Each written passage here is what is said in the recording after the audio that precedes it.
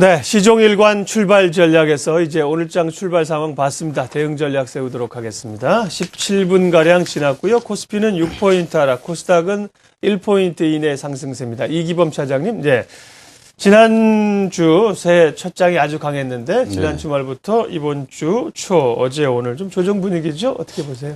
네, 그렇습니다. 다소 시장에서 최근에 이제 2013년 들어서 화두는 이제 계절적으로 1월 달이어서 그 어닝 시즌에 대한 얘기도 있습니다. 근데 최근에 전일도 그렇고 1월 들어서 가장 얘기 많이 나왔던 게 환율 부분이 가장 잘 많이 나왔었고요. 그 다음에 이제 1월 금통위가 이번 주 금요일 날 있는데 금리 부분 작년 10월 달에 2.75%로 한 다음에 25bp를 인하한 다음에 추가 인하냐 동결이냐 쪽 얘기 주로 이 부분이 많습니다. 근데 이제 오늘 좀 전에 뉴스 속보 나왔습니다만은 수급 부분에 대해서도 옵션 만기를 앞두고 상당히 좀 많습니다. 그래서 오늘은 이번 주 시장의 키포인트에서 네 가지에서 간단히 좀 짚고 넘어가도록 하겠습니다. 먼저 수급 부분인데요. 옵션 만기 부분에 대해서 지금 다들 뭐가 걱정이 되냐 그러는데 아무래도 그 프로그램 쪽으로 들어왔던 매수 차익 잔고 부분이 상당히 좀 부담되는 게 사실입니다. 이 시각 현재 오늘까지 전일 기준으로 봤을 때 현재 매수 차익 잔고가 약 11조 5천억, 그다음에 매도 차익 잔고가 5조 1천억입니다. 숫자상으로 봤을 때는 약 6조대 차이가 나서 상당히 좀 시장에서 불안감을 많이 가지고 있는데 결과론적으로 말씀드리면은 이번 옵션 만기 때 크게 물량 나올 물량은 있습니다만은 6조 물량은 전부 다 아니다. 왜냐면은 시장의 평균 베이스 이상에서 들어왔던 물량만 기계적으로 차익적으로 나오기 때문에 물량은 약 적게는 3천억에서 많게는 5천억 정도 보고 있습니다. 그래서 이 부분이 오늘 10시에 이제 KB 쪽에서 물량이 나오면은 지금 현재 시장 베이시스가 지금 2.5대까지 지금 나타나고 있습니다. 그러면 장중에 만계약, 2만 계약이 당중에 동시 체결되면은 그만큼 선물이 떨어지기 때문에 베이스 축소돼서 차익 쪽에서 일시적인 물량이 나올 수는 있습니다. 그러나 그 물량은 크지는 않고 일시적인 충격은 받더라도 시장에 대해 충격은 좀 미비하다는 말씀 드리겠습니다. 그래서 오늘 그 물량을 받던 옵션 만기날 받던 간에 가장 중요한 것은 두려워할 필요 없고 장중에 베이스 유무에 따라서 확대냐 축소에 따라서 차익 부분이 나오기 때문에 그 부분은 시청자님께서 베이시스 확인하시면은 시장에서 크게 두려움 없이 좀 접근할 수 있을 것 같습니다. 그래서 수급 부분은 그걸로 한번 짚고 넘어가도록 하겠고요. 다음 두 번째 금리 부분 보도록 하겠습니다. 금리가 지금 앞서 말씀드린 대로 작년 10월 달에 2.75%로 지금 책정이 됐었는데 2개월째 동결입니다. 그래서 이제 이번 1월 달에 추가 인하냐 동결이냐 하는데 동결이 됐든 인하가 됐든 저희한테는 좀 수혜 업종을 좀 찾아야 될 것 같습니다. 그래서 만약에 인하가 됐다 그러면 25bp를 또 다시 인하를 했다 하면 아무래도 수혜 업종으로는 증권 업종이라든지 건설 업종을 좀 관심 가질 필요가 있겠습니다. 또 하나 증권주들은 또 최근에 수급이 상당히 좋아지고 있고 건설주도 1월 달부터 작년보다는 올해가 좀 나을 거라는 시장의 컨센서스가 형성되면서 증권 건설들 금리 인하가 되면 단기적인 좀 테마가 좀 형성될 걸 보고 있습니다. 다음 환율 보도록 하겠습니다. 환율은 오늘 아침에도 제가 차 타고 오면서 환경하고 보고 왔는데 너무나도 많이 나왔습니다. 지금 환율 얘기 많이 나와서 큰 거시적인 맥락은 다들 알고 있을 거라 생각이 듭니다. 그래서 워낙 강세가 되느냐, 워낙 계속 약세가 되느냐, 거기에 따라서 수혜주들 업종만 좀 짚고 넘어가도록 하겠습니다. 일단 원화 강세가 수혜가 되면 아무래도 수입 업종에 대해서 좀 고무적인 시너지 효과가 나타나기 때문에 조선 항공주를 들 수 있겠고요. 실례로 조선 업종 같은 경우는 후판을 수입 오기 때문에 그 수입 단가 마진 부분에 대해서 워낙 약세이기 때문에 워낙 강세이기 때문에 그만큼 영업이익 마진 부분에서 좋아지는 부분이고요. 역시 항공 같은 경우는 외화 부채가 많기 때문에 그다음에 환차 이익 부분이 좀 나타나기 때문에 조선 항공을 들 수 있겠습니다. 다음 이제 워낙 약세가 될 때 수혜주는 아무래도 수출 쪽이겠죠. IT 자동차 업종 좀 살펴봐야 될 것 같고요.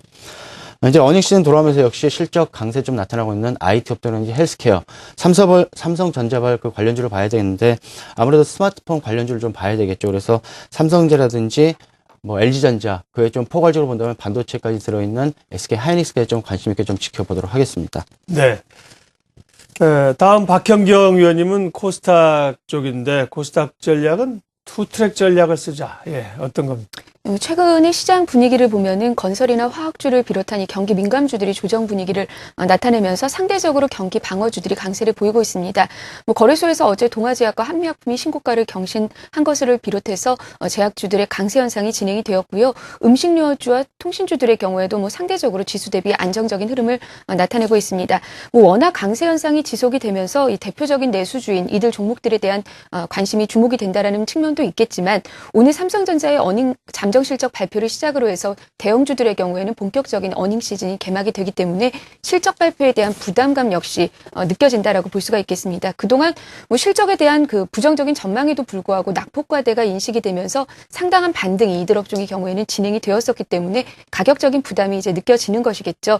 뭐 거래소에서 제약주를 중심으로 한 방어주들의 강세가 나타나고 있다면 코스닥과 중소형주 섹터 안에서는 엔터와 게임주, 뭐 화장품주, 헬스케어주들의 반등이 상당히 좀 의미 있게 진행이 되고 있지 않는가라는 생각이 듭니다.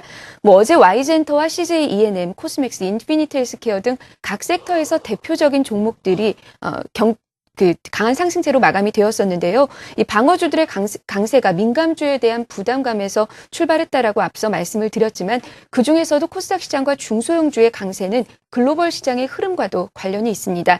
대표적인 중소형 지수인 미국의 러셀 2000 지수의 흐름을 보면은 대형주 중심의 S&P 500 지수를 지난 11월 중순 이후부터 지속적으로 아웃퍼폼을 하고 있습니다. 뭐 어제의 경우에도 전고점을 상향 돌파하는 모습이었는데요. 즉 중소형주의 강세는 글로벌 현상이다라고 볼 수 있는 부분이고요. 여기에다가 목요일 예정이 되어 있는 옵션 만기에 따른 대형주들의 그 부담감까지 감안을 해볼 때에는 중소형주와 코스닥 시장의 상대적인 강세가 조금 더 연장이 될 수 있지 않겠나라고 판단을 해봅니다. 뭐 큰 흐름에서 중소형주와 방어주의 비중을 높이는 부분이 필요하다면 세밀한 부분에 있어서는 재료를 보유하고 있는 테마군들에 대한 관심 역시 유효할 것 같습니다. 뭐 우선적으로 미국 시간으로 오늘부터 시작이 되는 이 CES 2013 개최된다는 사실은 모두 다 아시고 계실 텐데요. 2000년대 중반만 하더라도 삼성전자나 LG전자가 미국이나 일본과 같은 선진업체들의 기술을 따라가기에 바쁜 모습이었다면 지난 2008년도에 삼성전자가 세계에서 가장 얇은 LED TV를 공개하면서 삼성전자의 이미지가 굉장히 혁신적인 기업, 주도하는 기업으로 바뀌게 되었다는 것 기억하실 겁니다. 그러면서 이제 증시에서도 CES를 굉장히 중요한 이벤트로 간주를 하게 되었는데요. TV나 모바일 쪽은 워낙에 많은 분들이 말씀을 해주셨을 테니 이번 시간에는 숨은 관련주들을 살펴보겠습니다. CES가 가전박람회이기 때문에 IT 업체들만 참여한다라고 생각을 할 수도 있는데 이미 이종 산업 간의 컨버전스, 즉 융합이 빠른 속도로 진행이 되고 있기 때문에 CES에서는 IT 업종뿐만 아니라 IT와 관련이 없어 보이는 다른 업체들, 예컨대 자동차 업체들도 참여를 하게 됩니다. 이미 자동주차나 원격 제어 기술이 우리 실생활에서 사용이 되고 있는데요. 우리나라의 현대기아차를 비롯해서 아우디와 GM, 포드 등 7개 완성차 업체들이 이번 CES에 참여를 하게 되고요. 다양한 스마트카 솔루션을 선보일 것으로 예상이 되는 이만큼 MDS테크나 유비벨록스, 인포뱅크 등 스마트카 관련주들에 대한 관심이 필요할 것으로 보입니다. 헬스케어 업체들의 경우에도 약 200개 정도의 업체가 이번 CES에 참여를 하게 되는데요.